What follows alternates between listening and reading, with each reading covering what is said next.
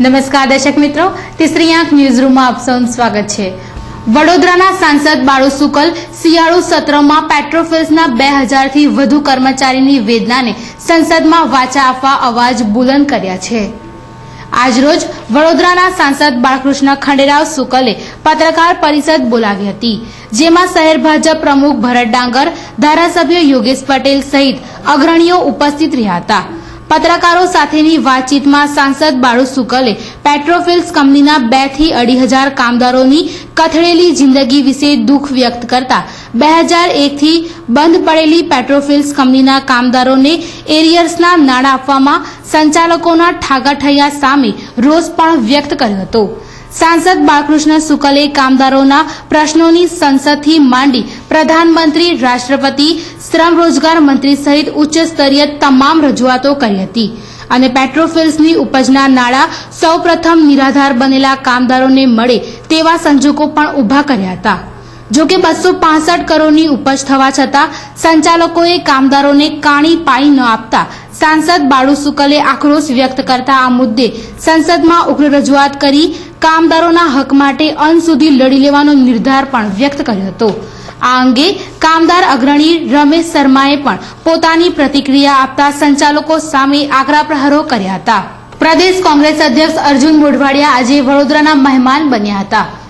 વડોદરા શહેરમાં આયોજિત એક શૈક્ષણિક કાર્યક્રમમાં હાજરી આપવા ખાસ વડોદરાના મહેમાન બનેલા ગુજરાત પ્રદેશ કોંગ્રેસ પ્રમુખ અર્જુન મોઢવાડિયાએ સર્કિટ હાઉસ ખાતે કોંગ્રેસના અગ્રણીઓ, હોદ્દેદારો અને કાર્યકરોને મળ્યા હતા।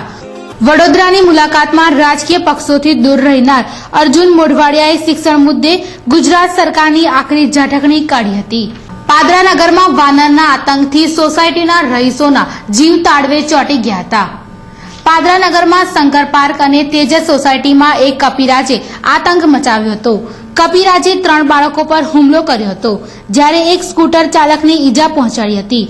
સ્થાનિક રહીશોએ 3 બાળકોને કપિરાજના ચુંગાલમાંથી બચાવી લીધા હતા, પરંતુ આ બાળકો તેમના ઘરમાં જ નજરકેદ થઈ ગયા હતા। આ અંગે વન વિભાગને જાણ કરવામાં આવતા વન વિભાગ અને જીવરક્ષક સંસ્થાએ તોફાની વાંદરાને પકડવાના ભરપૂર પ્રયાસો કર્યા હતા। જોકે કપિરાજ પાંજરે પુરાયા ન હતા। હજુ પણ તોફાની કપિરાજને પકડવા પ્રયાસો ચાલી રહ્યા છે।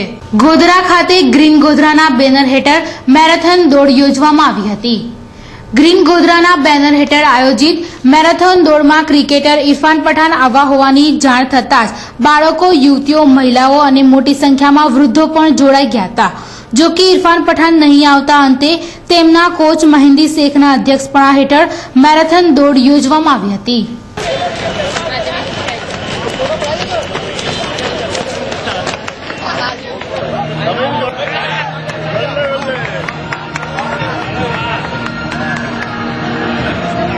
ગોધરા એલસીબી અને દાહોદ એસઓજી પોલીસે બાતમીના આધારે છાપાઓ મારી એક રિવોલ્વર, 2 માઉઝર પિસ્તોલ અને 6 જીવતા કારતૂસ મળી કુલ 4 આરોપીઓને 65,000ના મુદ્દામાલ સાથે ધરપકડ કરી હતી। ગોધરા એલસીબી પોલીસને લુણાવાડા ટાઉનમાં પેટ્રોલિંગ દરમિયાન વાસિયા તળાવ ખોડિયાર માતા મંદિર પાસે એક ઈસમ પાસે શંકાસ્પદ વસ્તુ હોવાની બાતમી મળતા બાતમીવાળા સ્થળે એલસીબી પોલીસે વોચ ગોઠવી સાજીદ ઉર્ફે રાબડીને ઝડપી અંગ ઝડતી કરતા તેની પાસેથી રિવોલ્વર મળી આવી હતી, જેમાં 4 જીવતા કારતૂસ મળી આવતા પોલીસે ધરપકડ કરી વધુ તપાસ દરમિયાન મંદિર અને મસ્જિદ ચોરીમાં પણ સાજીદને સાથ આપનાર વધુ 2ની અટકાયત કરી 35,000નો મુદ્દામાલ જપ્ત કર્યો હતો। તો બીજી બાજુ દાહોદ ખાતે એસઓજી પોલીસ પેટ્રોલિંગ કરી રહી હતી, ત્યારે ગોદી રોડ પર હથિયારોની લેવડ દેવડ થવાની બાતમી મળતા દાહોદ જિલ્લા પોલીસ અને એસઓજી પોલીસે ગોદી રોડ પર વોચ ગોઠવી સિગ્નલ ફળિયામાં કાળીબેન સિખલીગરના ઘરે છાપો મારી 2 માઉઝર પિસ્તોલ કબજે કરી કાળીબેનની વધુ તપાસ આરંભી હતી। સીકે પ્રજાપતિ સ્કૂલના રજત જયંતિ મહોત્સવની ભારે ધામધૂમપૂર્વક ભવ્ય ઉજવણી કરવામાં આવી હતી। વડોદરા શહેરના પશ્ચિમ વિસ્તારમાં 25 વર્ષથી કાર્યરત સીકે પ્રજાપતિ સ્કૂલમાં શિક્ષણ સાથે બાળકોના સર્વાંગી વિકાસને અગ્રતા આપવામાં આવે છે।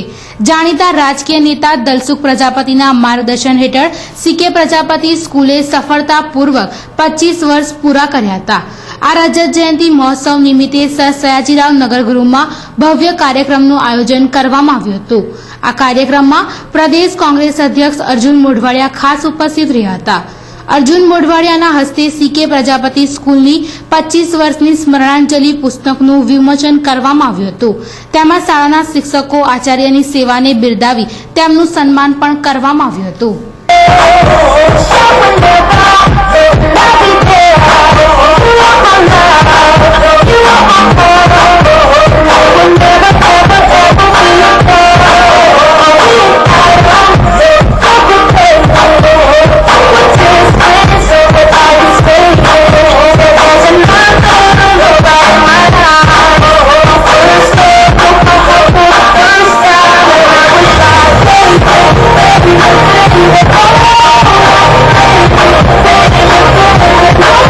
મેડિકલ સર્વન્ટ્સ એસોસિએશનના ઉપક્રમે યોજાયેલ બપ્પી લહેરી લાઇવ કોન્સર્ટે ભારે ધૂમ મચાવી હતી. ગરીબ જરૂરિયાતમંદોની સેવાના ઉદ્દેશ સાથે મેડિકલ સર્વન્ટ્સ એસોસિએશન દ્વારા 3 દિવસીય ચેરિટી કાર્યક્રમ અંતર્ગત ગત રાતે બપ્પી લહેરીના મ્યુઝિકલ નાઇટનો ભવ્ય કાર્યક્રમ યોજવામાં આવ્યો હતો.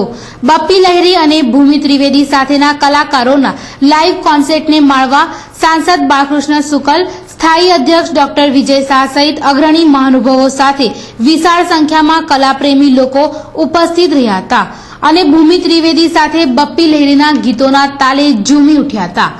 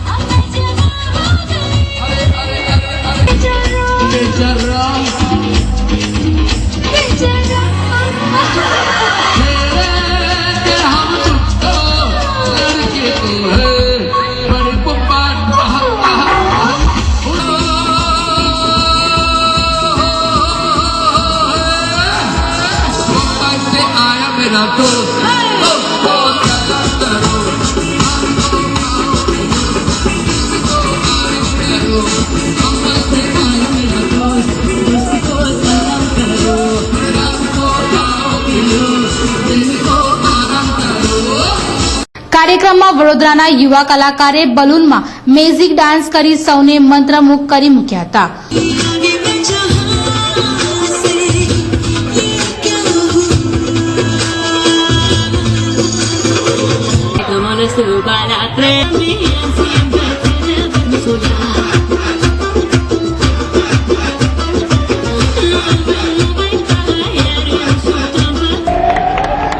તો કોમેડી સર્કસથી ફેમસ કોમેડિયન વીઆઈપીની મિમિક્રીએ હજારો લોકોને પેટ પકડીને હસાવ્યા હતા.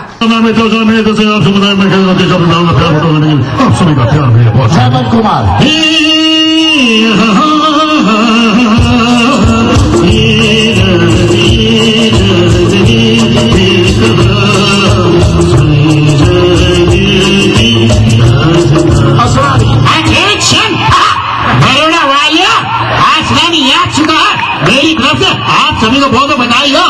मैं कसम से भी कहता हूँ कि आप सभी का प्यार बटोगे जाऊंगा क्योंकि बड़ोड़ा में पहली बार नहीं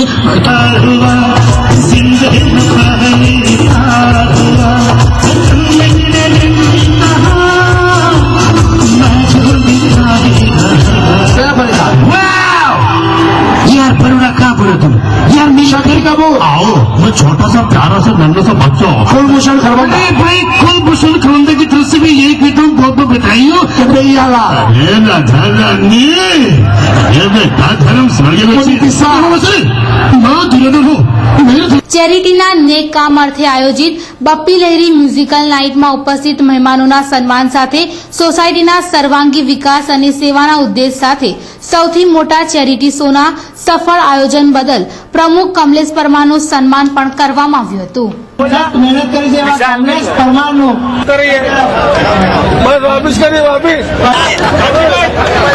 उनकी शादी में भी નસવાડી ખાતે રાજપૂત સમાજના 12મા સમૂહ લગ્નની ભવ્ય ઉજવણી કરવામાં આવી હતી. સમાજના આર્થિક વિકાસ હેતુ 12 વર્ષ પૂર્વે સમાજના અગ્રણી અને બરોડા ડેરીના ઉપપ્રમુખ જીબી સોલંકી દ્વારા સમૂહ લગ્નનું આયોજન કરવામાં આવ્યું હતું. આજે 12 વર્ષે આ સમૂહ લગ્નોત્સવ સમાજની એકતાનો પર્યાય બની રહ્યો છે. આર્થિક રીતે નબળા નસવાડી, પાવી જેતપુર, ક્વાંટ, સંખેડા સહિત વિસ્તારના રાજપૂત સમાજના 25 યુવક યુવતીઓએ 12મા સમૂહ લગ્નમાં પ્રભુતામાં પગલાં પાડ્યા હતા અને દાંપત્ય જીવનની ઇનિંગ્સનો પ્રારંભ પણ કર્યો હતો. પોલિટેકનિક કોલેજ પાસે ચેકિંગમાં પુરવઠા ખાતાએ ગેસ બોટલને બ્લેકમાં આપતા ટેમ્પા ચાલકને ઝડપી પાડ્યો હતો. પુરવઠાની ટીમ પોલિટેકનિક પાસે રાંધણ ગેસનો વપરાશ કરનારને શોધતી હતી. તે સમયે ઇન્દોરી પંજાબી ખાનાને બ્લેકમાં બોટલ આપતો અનુજ ગેસ એજન્સીનો ટેમ્પો ચાલક પુરવઠાની ટીમના હાથે રંગે હાથ ઝડપાઈ ગયો હતો. પુરવઠાની ટીમે બોટલો સાથે ટેમ્પો સીઝ કરી વધુ તપાસ હાથ ધરી હતી.